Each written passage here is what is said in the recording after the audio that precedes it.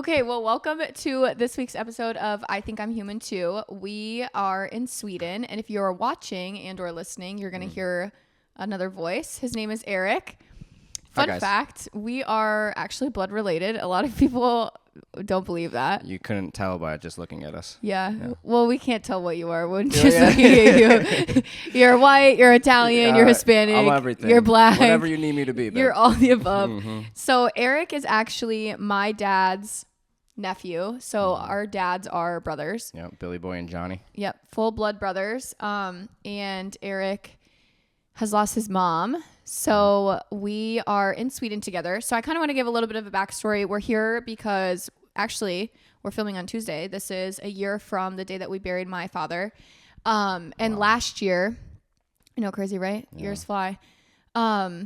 Last year, right after the funeral, we all went out to Max Diner to get some espresso martinis. And I just said, Thanksgiving is no longer for me. It just doesn't matter to me. It's too much and too heavy of a week.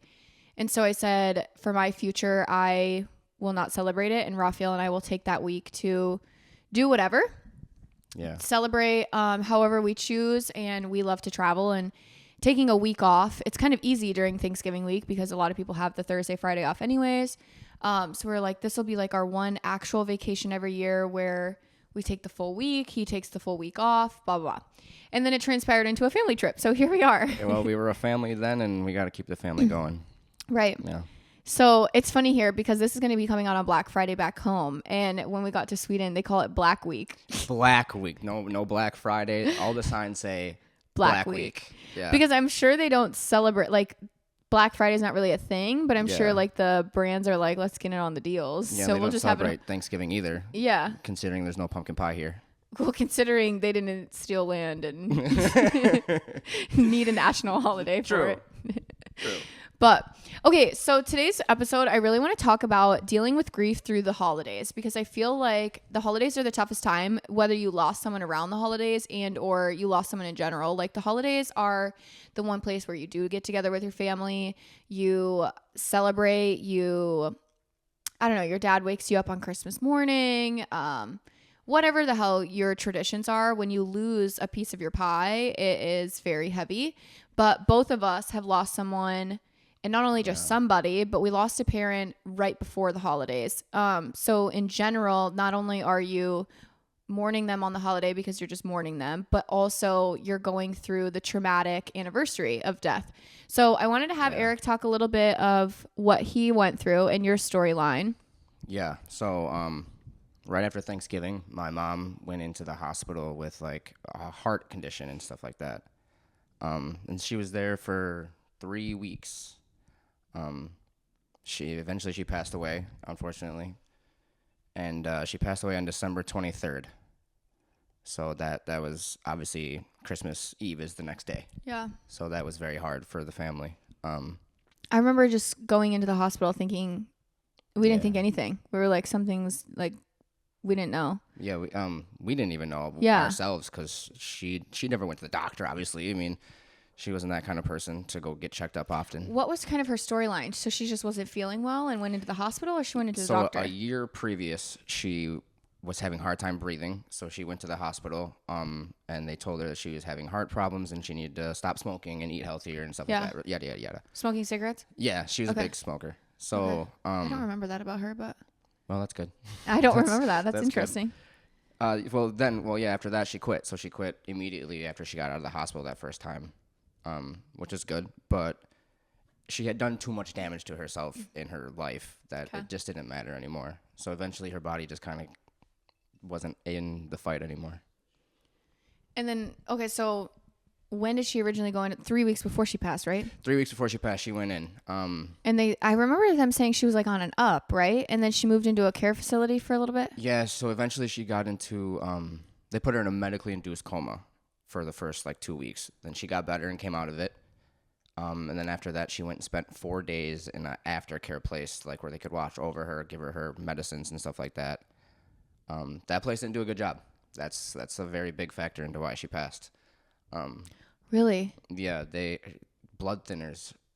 I mean, you'd have to talk to Ryan, but they gave her blood thinners And they weren't supposed to. And I don't think they were supposed to. Yeah, because that's eventually, like, she just bled out her organs. Why did I not know this? Yeah, well, I mean, it's not like I really talk about it. I would have been the first person to be like, lawsuit. I know. Trust me, we thought about it. We pondered. Yeah. So eventually, the doctor, like, brought her into surgery, came out and said that all of her organs were dead, and the only thing keeping her alive was the machines. Damn. So it wasn't really like we had to make a decision. The decision was already made for us. But we obviously started calling the family so you guys could come say your goodbyes and stuff. I don't really remember. I very, very vaguely remember. I don't think I went in there. No. I mean, you came a couple times. I came a couple times to visit the hospital, but I don't really remember going in. I remember seeing her from a side view, but I wasn't like, I'm not very good with that kind of stuff. So I was just like, skirt, skirt. Okay, so then December 23rd is when you guys decided. Yeah, so December 22nd they told us, and then so we pulled the plug or whatever, and so she passed away at 3:35 in the morning on December 23rd. Okay, so I'm actually just learning some of this information, or maybe I knew and I just didn't retain at that age. So I never knew that. You guys did that. Mm-hmm. Yeah. How was... Okay, that's like a whole different topic. How was that like mentally for you guys to sit there and be like, okay, today's the day. Like you guys get to determine someone else's life almost? Right. Sorry. I know that's no, it's fine. I'm sorry. Mentally, I feel like it was easy because we didn't have a choice. Yeah. To be honest, like, what are you gonna sit there and let her be on this machines? Yeah. You know? And she's never coming back. So it was easy to like make that decision. It was not easy to sit there and watch her take her last breaths. And you guys like, were in there. Yeah, me, Ryan, and my cousins from my mom's side were there. So was your dad there? No, Dad went home. Dad said he didn't want to do it. He didn't want to watch. He didn't. I don't think I could either, honestly. Yeah, no, he left. So me and Ryan. Damn, dude, why did I not know this? I'm about to cry. My whole body has the chills. I did not. I'm sorry. It's hard. It's not hard. I'm sorry, but it's hard to think about again. So yeah, we had to tell him. Okay, we said we'll pull the plug. We called family. People came. People didn't. And then eventually they're like, it's gonna take a while. Like it's not just gonna be like that for her to go. Like she's gonna fight it and stuff like that. So. Yeah, it's 3:35 in the morning when those buzzers finally went off and it was over with. I'm so sorry I brought that up, but no, I'm at not. The same time, I'm also really happy because of the fact that one, I didn't know that, and two, you're not the only soul out there that's had to do that. I'm sure that is a very traumatizing. I literally just thought she just went by herself, and you guys were like, she's gone. I remember the text message I got. I remember that I got it in a text. Damn, dude. Yeah. So it's like we knew early in the day that it was gonna happen. So I left and went to the bar. Like I went to the bar and started drinking like early in the morning, afternoon, and then eventually went back and we did it. And yeah, I mean, watching your parent die, as you know, is very difficult. That's very hard, and that sticks with you for the rest of your life. And like just that her body was cold. Yeah. Like her touch wasn't warm anymore. And then just seeing her like gray, and the thing that really still messes with me and it messes with my brother too is like the gasping. That was mine too. Yeah. Like her body was trying to fight, but like she didn't. You almost feel like a guilt of like they're still in there. Yeah.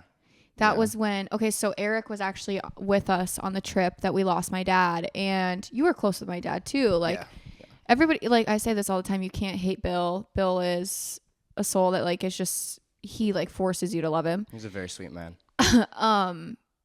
But okay, so how did you maneuver? Like, how do you deal with that? Because 2 deaths in one, like that's like an uncle. I can't imagine. I mean, and a parent on top of it. I thought parent alone was bad. Yeah, I mean, it wasn't easy with Bill either because Bill was so accepting and like loving, and like there was many times I went over to your house and hung out with Bill himself when you guys weren't even there. Yeah. You know, like he was always, I could come over to the house whenever I wanted. 2 in the morning or 2 in the afternoon, Bill didn't care. So that was great. His ass would get up just to talk. Yeah, exactly. He'd be like, oh my God, somebody's here. You know he wanted to talk. You know he loved to talk. And he'd always say, oh, my nephew's here. So it was nice. And I'm really sorry. It's hard for me to watch you because I know what you're going through, and you were there for me so much when I was going through it. Like not even trying, you were just there. You called me, you texted me, you showed up for me in ways that I didn't know I needed, and so it's like I want to do that for you. See, what's funny is when Dad first passed, my initial thought was right away, like even that morning. Okay, so like the whole morning of, you were the only person in the house. So like it all went down and he like got taken away on the ambulance and I came downstairs to you and I was like, is he gone? Because the ambulance can't tell you if they're dead. They wouldn't, yeah. They're not allowed to determine time of death. Like it has to be a doctor. And I was just like, Erik, like, is he gone? And he was like, we got to get to the hospital. Like, just prepare yourself. And in that moment, I was like, I felt guilt of like, I'm so sorry that I didn't know what the trauma felt like and like the heaviness felt like because I just never been through it. Yeah. And now I know how to show up for people in those moments because it's like, you don't know what you need. You just need to breathe. You just need to like, you're in survival, you're in fight or flight and you're just breathing. And people are like, what can I do? There's no answer to that. Like either do something or do nothing, but like, just don't ask, like, don't talk to me right now. Don't ask me. I don't think you even know what you need. Like, yeah, I exactly. didn't know what I needed. You don't know what you needed, you know? It was our first time going through it. That was your first time dealing with a death like that. That was my first time dealing with a death like that. So crazy. I'm so sorry. I'm literally like starstruck right now. Not even starstruck, but I'm like stunned because I did not know that that's like the trajectory of how it all went down. Yeah. Damn. And then I did what I did the most stereotypical thing that people do after a death like that. And I turned to drugs and alcohol for like the next 4 years. Yeah. After that. You definitely were going through it. And again, I couldn't relate to it and I couldn't help you through that. I was just like, oh, Erik's just going through something right now.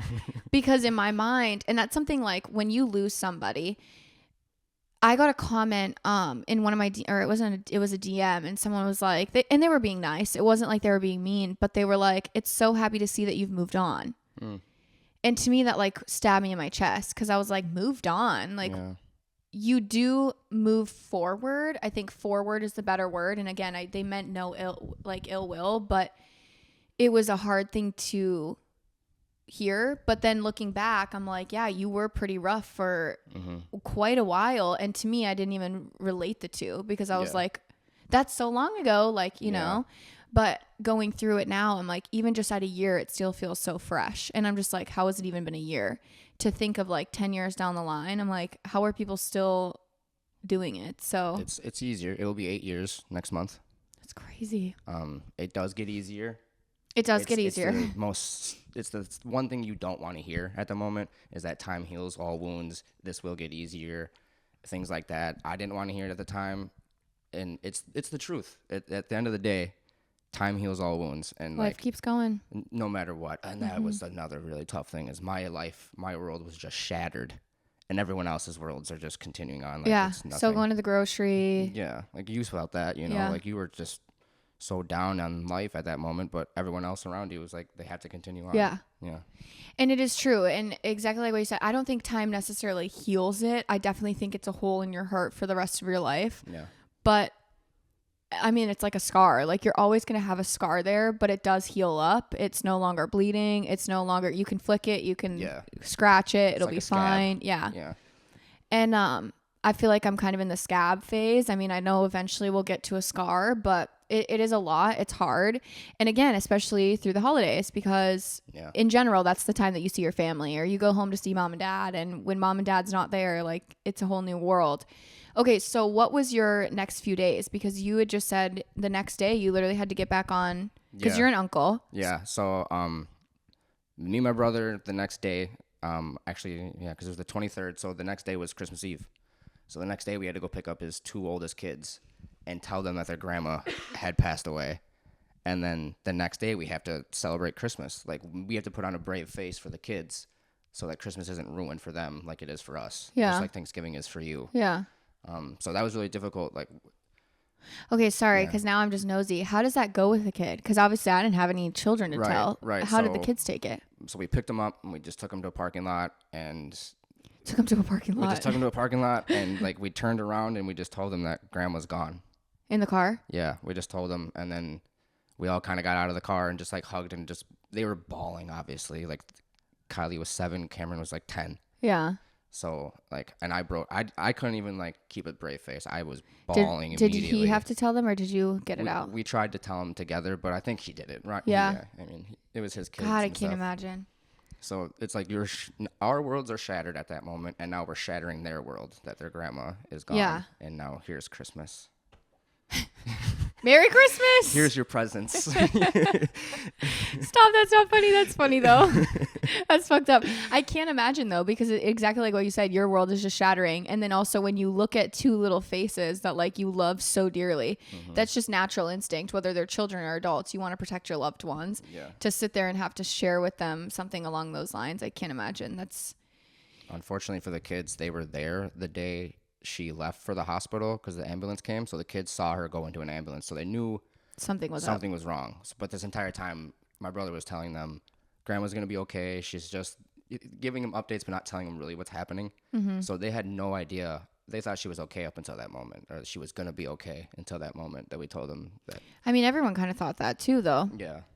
Yeah. I mean, it just happened so quick. Yeah. I mean, 4 days she was fine, awake, talking. The next day, 4 days later, you get a call that she's back. Did you guys have good conversations during that time that she was awake?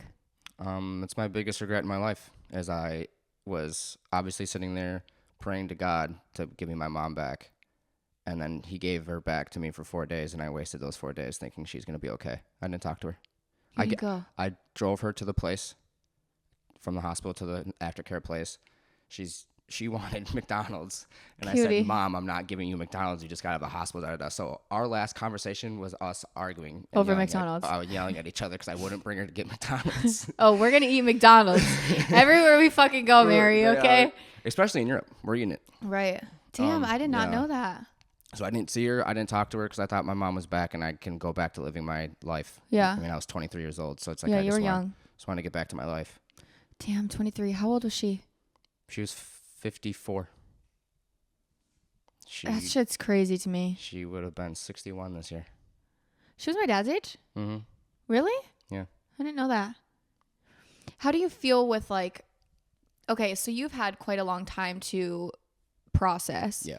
And you've done very well. I think that's something that I admire you for in general, like life in general, not just through grief, is you're a very mellow person when it comes to anything and everything. Like you can get smacked in the face, punched, uppercutted, kicked in the balls. Yeah. Umbrella up your butthole, and you would still be like, it's such a nice day out. You know what? Look at you really are. You really are. How did you get through kind of that stuff, especially the regretful stage? Because I feel like I can't speak to that because a lot of my relationship with my dad, I actually have no regrets. Right. And I feel very thankful for that. But I again can't speak to people out there that do have that. How do you move through that and not let it eat you alive? So once I got clean from the drugs and alcohol, I started going to therapy. Therapy helps people, okay? Therapy is a very big reason of why I've made it through. Because I didn't talk about it. I spent the 4 years just not talking about it, not dealing with it the right way. So eventually I went to therapy, and I started being able to open up about my life and what I experienced through that. And so therapy really gave me a release because I started having anxiety and panic attacks because I've never had that. I've never had anxiety in my life until a few years ago. And then I started going to therapy, and that really just helped me release whatever was inside of me that I needed to get out because I haven't had anxiety or panic attacks ever since I went to therapy. How did you know it was anxiety? Because I never experienced it before. I mean, how do I know? I guess I don't know, but I was What did it feel like? Anxious. Something was wrong. Something was around the corner. I just constantly felt like something heavy bad. Chested. Yeah, something bad. So I guess and I've never experienced that before, so I knew something was wrong. So maybe it wasn't anxiety, maybe it wasn't No. panic, And it probably was. I'm just asking how you, to someone out there listening, how do you know what it is? Or how do you, because a lot of people, especially men, stereotypically, they're just I'm sick, or it is what it is. Right. It's not a mental health issue. It's more of a physical. And you knew right away it was something's off. Yeah. I felt like something in my brain, because I guess it's hard to explain. No, I get it. I felt, but you just knew your body wasn't right. I knew something was wrong. Okay. I knew I had to go start talking about it instead of not dealing with it. Yeah. So my youngest brother, I think that was a lot of what his battle was originally. Remember, he was going through a lot of things, and I think it was anxiety attacks, and he went through every bodily test out there, bodily function test, brain, heart, blood, everything under the sun. And they were just I think it's your body denying its grief. So I went into the hospital with my little brother because an EBS trait that we have is, not all, but some, they mask their symptoms because they don't want to be sick. They don't want to be on a medication. They don't want to be admitted to a hospital. They just want to keep going. And my youngest brother kind of had that. And granted, I was proud of him for going into a hospital and like saying something's wrong. But then when all the tests were coming back, the doctor looked at him dead in his face and he was like, hearing about everything that's going on, because obviously we relayed, hey, like our dad just passed from a heart condition. So like what he's experiencing right now, is it heart related? Like what's going on? And the doctor looked at him dead in his face and was like, I think your body is denying its grief or your brain is denying its grief and your body is paying for it. And I genuinely now believe that he was having anxiety attacks and it was just, he did not know what it felt like. And nobody knows. I mean, even still to this day, like I sometimes don't know what it feels like. And I'm like, is this an anxiety attack? I'm like, what is happening? What was your path to get into a therapist? You just called up and you were like, today's the day I got to figure this out? Yeah, I mean, I had friends. I had a friend that went to therapy, so I started talking to her about it, and she referred me to this guy. So I knew I wanted to get into it, so I went and just called him up or email, whatever I did to get a hold of him. Yeah. And he got me in, and he really helped me. He gave me a couple of different like things of how to get off the bus of anxiety. Yeah. You know, like just get off, like not just get off, but he really gave me some like tools to help me mentally. I love that. I'm proud of you for that. I still have yet to. Yeah. At the beginning of this year, I was like, when I quit my job, I'm like, I'm getting into therapy. But I was just like, I feel like, did they make you walk through? So my first session was basically just they get to know me. You know, that was it. And then eventually it's like, it was up to me to open up about what I was going through. Mm-hmm. Like I could have just sat there and talked about nothing, you know, you know, but so it was up to me to have to open up and talk to him about what I was going through and what happened. You also knew you needed it. A lot of people go just because they're told to go. Mm-hmm. And I think my biggest thing right now is I need like a PTSD therapist on top of it. And I don't want to have to sit and relive the moment. And I think that's why I'm in avoidance. Mm-hmm. Did they make you go through that? I think it's definitely a trait that we are so stubborn that we won't go do the things that we need to necessarily unless it's drastic measures and we have to do it. You're forced. Yeah, pretty much. So it had gotten to that point too where I'm like, okay, I have to force myself to do this instead of fighting it. Because I obviously had been fighting it for a long time to go talk about it. 4 years is a long time. Yeah.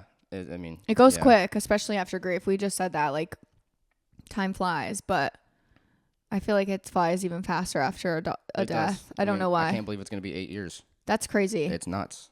That's crazy. I can't believe it's just been a year for Bill. Like, that's. I know. Time does fly. Time does not stop when we're grieving. So I want to talk about holidays because obviously like we're hitting holiday season and in general, again, holidays are hard for a lot of people, but especially the ones grieving. You shut off Christmas and you still to this day are like, I don't celebrate Christmas, but you still go to like, what does Christmas look like for you? I got sisters and I got nieces and nephews. So I can't be selfish about that and be like, well, I'm leaving. I mean, I did for a couple of years. I went to Vegas. I did other things during Christmas. I tried to get you to come with, but you wouldn't come that 1 year. Especially during those years. And fuck no. Vegas would not have been fun for me. No, we wouldn't have made it out alive. I would have. That's for sure. Okay, I would have. Well, all right, whatever. I would have been bored as hell. I would like sitting in the hotel room like this motherfucker. Oh, whatever. You would have been next to me drinking while I'm gambling. True, actually. True. Those were my drinking days. It's fine. So now Christmas, I try to put forth an effort for like the family and like be there. But in the beginning, I was like, I'm leaving. I don't, just like you want to do for Thanksgiving. I was like, I don't want to deal with family and I don't want to see people. I just want to go be alone kind of thing. Yeah. Mm-hmm. So, but you also again remain very positive during the holidays and like exactly like what you just said. Give me the breakdown of where your brain went from fuck this, I'm leaving to okay, I can't be selfish. Where was that? Like, tell me how you built that bridge to get there. I guess I would say I got to that point by understanding that it wasn't about me anymore. Mom was very good at making things about her, and so I didn't want to be making things about me in that time because everyone already knows I'm grieving and going through it. I don't need to like be away from it. I don't know. No. Yeah. And that's where nothing that you say is a wrong answer. But it's funny because last week's episode I did with my mom and I talked about the first year of grief. And it's funny because exactly what you just said is something that I said in there. something that I think we've learned along the lines, your whole life you live for yourself, right? And you're very selfish, and life doesn't mean anything to you. Yeah. You're very like, I don't fucking care. Like, whatever happens to me, let's drink, let's smoke, let's do whatever. Like, fuck our bodies, fuck our families. You don't care. And then as soon as you lose somebody, you learn the meaning to life. And it sucks. I think it's the shittiest wake up call all of us have to go through. Some of us are 50 years old and you learn that.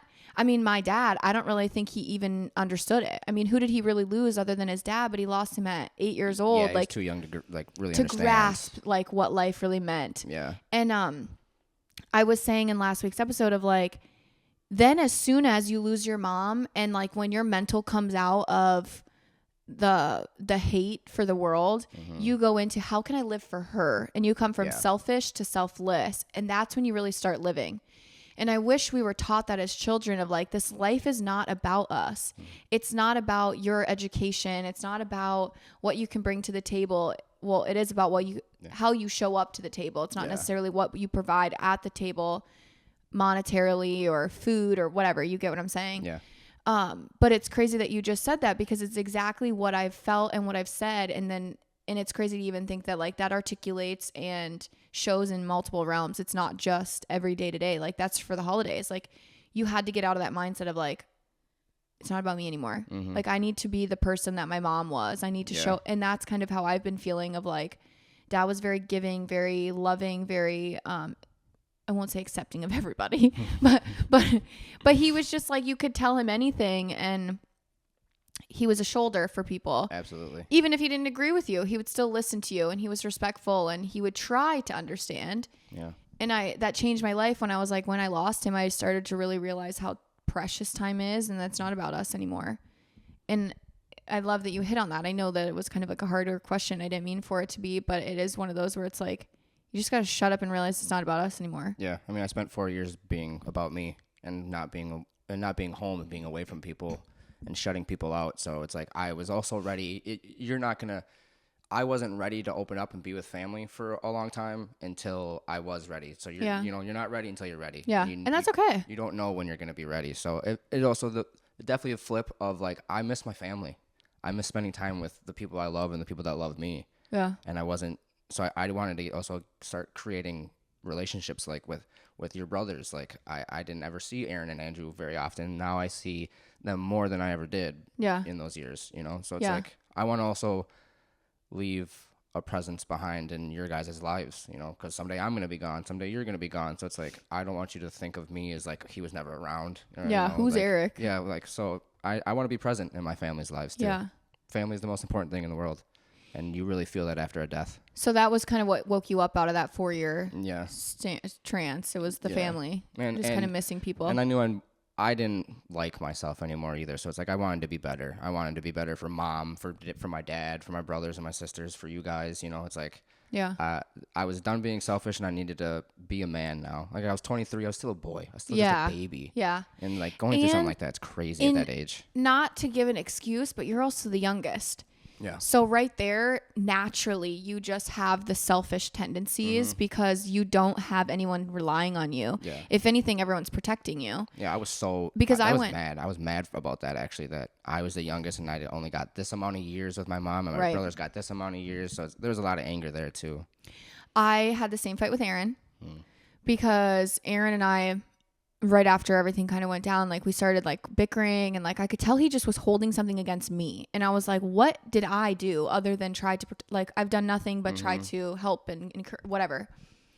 And when it fully came out, it was I had a quality relationship and I had that like really close bond and I was constantly with him. Yeah. And my argument went back into, yes, I'm older, but you had more time. Yeah. Because I was in Florida the whole time. Yeah, that's so it's like, true. If you really want to look at it, and my mom even said that in last week's episode too, of like her younger brothers, when her parents passed, had the same mindset.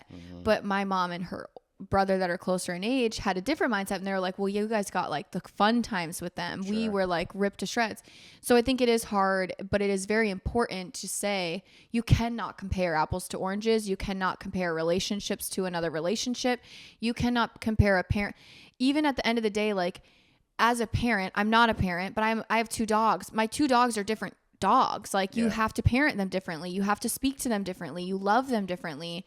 Not that there's more or less of anything, but I think that's something that I want a lot of people to know is that you're mourning a different relationship. Yeah. It has nothing to do with the time, and to not hate on each other as siblings, because that's just waste of your time. Yeah. Me and my brother had that conversation too, and I told him like I was mad about the years that he had and that I didn't, and he just he was very accepting and understanding of my pain and anger, so he was very helpful with just like talking to me about that and getting through that. And it's not easy when you lose somebody, and then all the emotions and feelings that you have are just amplified by 10. Yeah.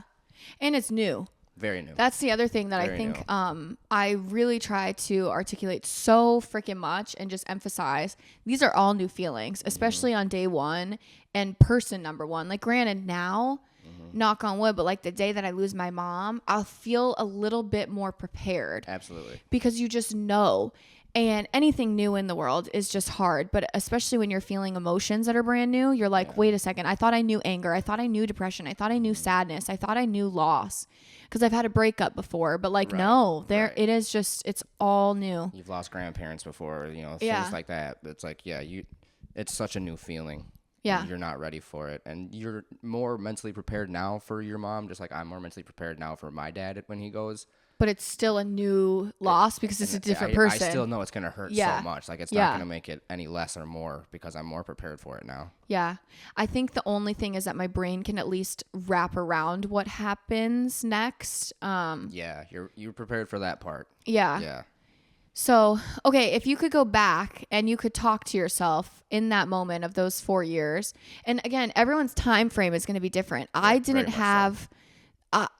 again, there's so many factors that go into the makeup of yourself. And again, like you're the youngest, you were 23-year-old boy, like whatever the case you want to attribute all like your 4 years to. I didn't have that 4 years. If anything, I went into big sister mode. I went into something different. And I was like, I feel like I almost didn't have a time to be angry. Yeah. But if you could go back and talk to yourself in your angry phase, really your denial phase. Denial. What would be some advice that you would give? I would definitely say seek therapy earlier. That would have been a bigger... I know, again, I said earlier, like, you're not going to do it until you're ready. So I would have tried to talk myself up into it more to go sooner, because that helps a lot. And I guess I would just tell my younger self at that moment that it's okay to not be okay. Because no one ever told me that. Yeah. No one ever told me it's okay to not be okay, that you can feel these things and deal with it. So I would just tell my younger self when I was going through that it's going to be okay. You're strong enough to get through this, because I also never felt like I didn't think I could make it. I really struggled for a couple of years thinking like with suicidal thoughts, because I didn't think I could make it and deal with that grief. So I just tell myself you're going to be okay, and go to therapy. Yeah. Go to therapy. Mm-hmm. Just, yeah. How do you deal with Christmases now? Like, what do Christmases look like for you mentally? Now, obviously, you show up now. Mentally, I dread it. I really do. I dread the time of the year. I dread that day, because I feel like everyone's looking at me and thinking about me when I'm in the room. About it's the sad eyes. It's the doe eyes. Everyone's like, poor kid. Yeah, they're trying to give me a sympathy and stuff like that. Maybe not as much now, but back then for sure. But Christmas now, it's like it doesn't exist to me, honestly. It's just another day.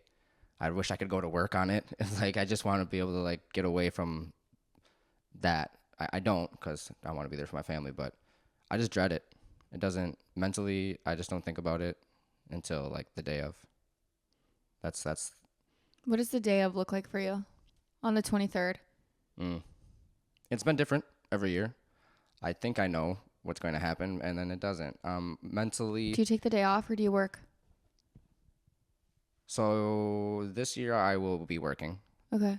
The first couple of years I would go somewhere else just to get away. Yeah. You took a couple vacations. Yeah, went a couple different places over Christmas.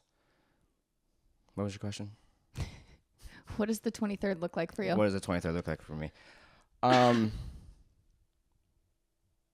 I don't know until I wake up that day. Okay. Just like her birthday. It's like the birthday was heavy for you. Yeah. I mean, but you always tried to celebrate. We did for the first couple of years. Yeah, Yeah. we went into like a park or something and had birthday celebrations. We haven't done it in a while now, but we tried to. So we did. Now it's more like my celebration for her on that day is to have a Captain Coke because that's what she liked to drink. Really? Yeah, I go to the bar and have a Captain Coke on Cute. her birthdays. The 23rd, it's like I want to like obviously relive the happy moments on those days. Mm-hmm. So I watch like her favorite movies sometimes, Beaches, Ever After. And I listen to like the music she used to listen to all the Cute. time, Yeah, me Journey, too. stuff like that. You play So- it in the car and you think it's going to bring you happiness, and then you're fucking sad on And then 94 and you're like, bawling your God eyes damn out. it. I know. This year I feel like again it has gotten easier as the years have gone on. So I'm not mentally thinking about it every single day leading up to it like I used to. Now it's just like it's another day, but it does have a heavier feeling when I wake up in the morning. Kind of like on your dad's 1-year anniversary. Like I wasn't thinking about it obviously that day before, but then when I woke up on that day, I just felt it. I could feel the grief. I felt just heavy. And I feel like that's usually how that goes is I wake up and then I feel it that day. I don't feel it the day before.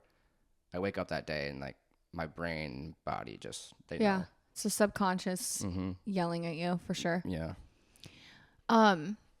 So something that I have not gotten to yet is because obviously this is my first full holiday season experiencing it. Last one was so fake and like it just doesn't feel real. Putting on a smile. Where, if you were to even just give me advice of like, because you do show up, and not only that, you show up with a smile and you still are, like you participate, you're happy, you're like, you can't tell on the outside. Yeah. So what is going through your brain? Is there like a flip that you get to turn off or that you switch off, or is it just in there? Like on Christmas, positivity and stuff. stuff. And just showing up and like making, because if you were to know you from an outsider's perspective, you would never know anything went down around that time for you, much less a day before.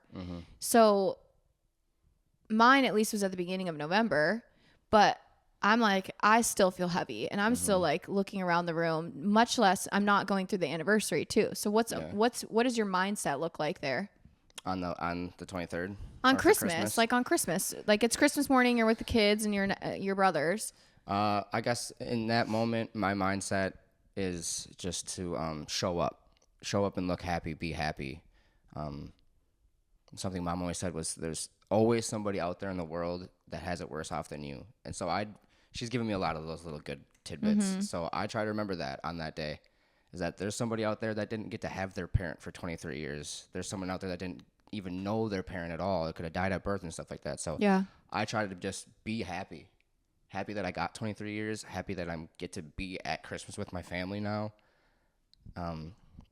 There's so many things in the world to be sad about, so I choose to try to be happy on that day now. So that's kind of how you restructure it, because some people, they go differently. So I wanted to know like kind of how you flip your switch to be like, and sometimes it might just be a fake switch where you're like, I'm just faking it till I make it. And I go back home and I drink my Captain and Coke until 2 a.m. and I go to sleep. Yeah. But I think that's a very good point, is like consistently remembering that we're blessed to be alive. We're blessed to be here. We're blessed to even be in a setting where we can celebrate and be with our family and our children, and well, not your children, but your nieces and nephews who are basically kids. Well, I love that. Thank you. Anything else you got? How's it feel to hold a mic other than karaoke? I love you. I love you. I love you. You showed up for me in so many ways. You're a big reason why I'm alive. Well, I overdosed twice. I was definitely ready to end it. And I could not convince myself. I convinced myself that everybody else would be okay, but I could not convince myself that you, Cameron, and Kylie would be okay. Hell no. I couldn't. Hell no. I couldn't convince myself that you guys would understand and make it through life without me. I don't think I could. I can't. You're right. Suicide is like not something for me, because selfishly, I'm like, what did I do wrong? You know, like where was I not enough? Yeah. And I know that it's not that. And I know that there's a lot of people out there that have lost somebody to suicide. So if you're listening to this and you lost somebody to suicide, it is not your fault. It was not you. You couldn't have done more. Like, you did everything. But at the same time, I get where the survivor's mental goes of like, why? Yeah. What did I not do? Or how could I have been more? So yeah, I've always said like I could see my older brother one day committing, and I'm just like, to me, I can't even, I've had to turn that off of like, I've tried so hard to be there, Right. you know? So I don't know. Yeah, I would not be able to mentally do that. Yeah, that was. I don't know how I would go forward. Thank God for Raphael, because at that point I would just be like, fucking admit me. Like, take care of the girls, because I'm going to be in the hospital for a couple days. Come visit me sometime. Yeah, I'm going to be, I'll be on the 72-hour hold. Yeah. I think a good thing is also to know, like, if in your when I lost my mom, you were there for me. So it's like, if you were just there by just showing up and calling me and texting me and inviting me to do things. So like, if someone in your life has lost somebody and you don't know how to like help them, just show up. Yeah. Calls, texts, like you don't have to ask how they're feeling. You just have to be there. Like the presence is very big. Yeah. That helped me a lot. Was like, you just would call me and be like, we're going to do this. You want to come? And I'd be like, okay. And then like, even on my 30th birthday, I didn't want to go celebrate. You're like, it's your last day of being in your 20s. Like, we're going out tonight. Like, I don't care what you want. I'm like, I don't care what you want. We had an amazing That's literally time. me. We had such a fun time, and I'm so happy we went and did that, because I wouldn't have wanted to do that. We went to dinner, me, you, Raf, and we just went to dinner, and then Cute. That Saturday or whatever, we went out and partied in Stillwater. Yeah, we should have gone big. But I don't know, whatever. He's like, bah, that wasn't even English. He's like, blah, whatever. I wanted to go to Vegas, but that would have been a bad time. It's expensive time. Yeah. Yeah, this fucker's birthdays get expensive. She bought me shoes one time on my 25th birthday. In the morning, and by the end of the night, my shoes were destroyed, wrecked. Who wears brand new shoes on their birthday, by the way? Well, you bought them for me that day, so. That's such a male thing. Women would be like, I'm not busting these out the box till it's a nice evening. Not the night that we're going to go get trashed. Yeah, we got trashed. Yeah, that was not a fun time. What did you just say right before that? Oh, talking about showing up for people. I really do genuinely believe that. I say that all the time to my circle. We will all sit around, and like, the one thing is we are always going to show up for each other. I think that's something that I really look for in a friend, is not what you bring necessarily for anything other than I need you there. And I'm a very like Savannah just said last night, she's like, I don't need anybody necessarily. And I'm like, there's some women out there and there's some men out there that are extremely independent. And they could go out this lifetime with not a single friend in their friend group. And I'm like, I'm the first person to yell from the rooftops. Like, I fucking need you. I need you. Like, I need you guys. I am not a lone wolf. That will never be me. I'm a pack girly through and through. But exactly like what you said, just showing up. We don't know what we need in those moments. I don't know. Like, if you came over and did my laundry, I wouldn't even blink twice. I would be like, thanks. Like, I wouldn't even think about it. But if you were to show up and be like, hey, do you need your laundry done? I'd be like, oh, no, it's okay. Like, I'll deal with it. Just do something.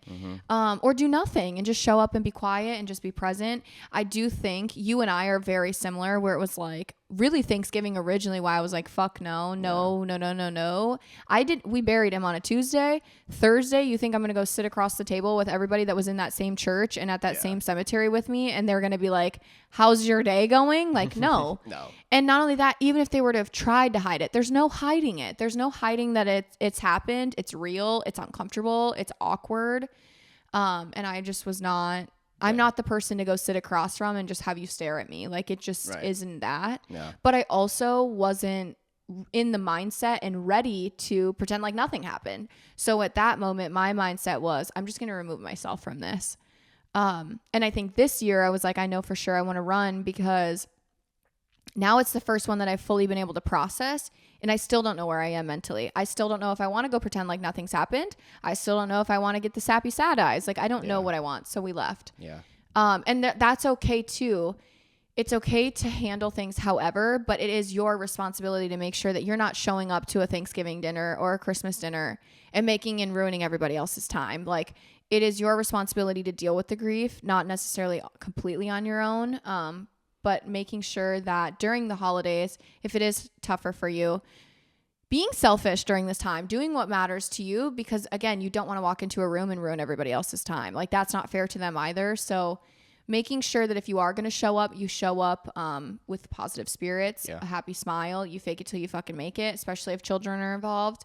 But if you can't do that, that's totally fine too. And find something that fulfills you on those days. So thank you for doing this with me. I know you're like probably uncomfortable. You're like, what the fuck? First time. But yeah, not holding a mic. He literally was like, first time talking into a mic that's not for karaoke. Yeah. Well, you did great. And I thank you for answering, especially being a male's perspective. And again, you've had a different life story, but there's so many people out there that have had that can relate. Yeah. I mean, my story is my story, but there's a lot of similarities with a lot of other people out there, especially when dealing with death. Yep. Yeah. Well, I hope everyone had a wonderful Thanksgiving, a happy Black Friday, or someone eat some pumpkin pie for me because they don't have any in Sweden, and I'm mad. we can make it. I'm not doing that. I'm not cooking on vacation. I can make it. All I'm right, the one whatever. cooking. He hasn't done True. shit. That's true. Okay, we will see you guys next week. Have a great rest of your day, and goodbye. Goodbye.